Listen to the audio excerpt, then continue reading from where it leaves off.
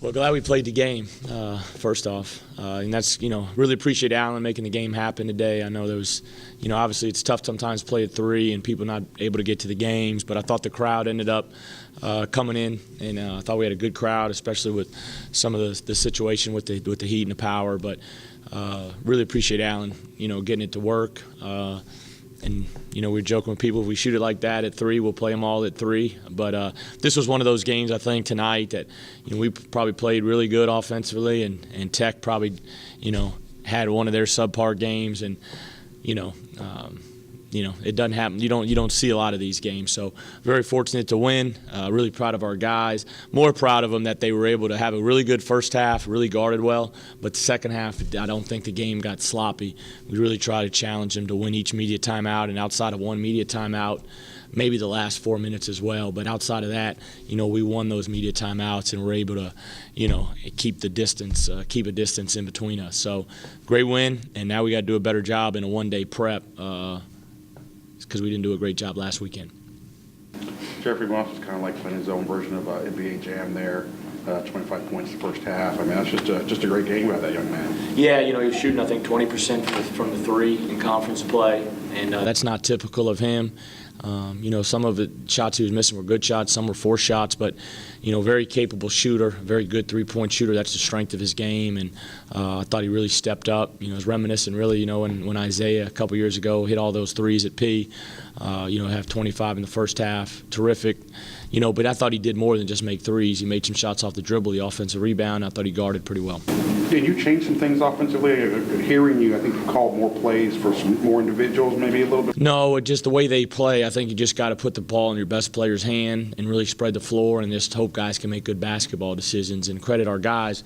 Our point guard had 9 assists, 3 turnovers. In Illinois, we had both games. Cam had 5 assists combined in both games and 10 turnovers. So the way they kind of try to zone you and mess with you defensively, it's just really spread the floor and get the guy ball in your best player's hands, and those guys did a great job.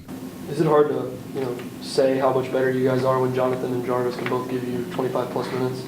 Yeah, well, it helps, because we like to play big if possible.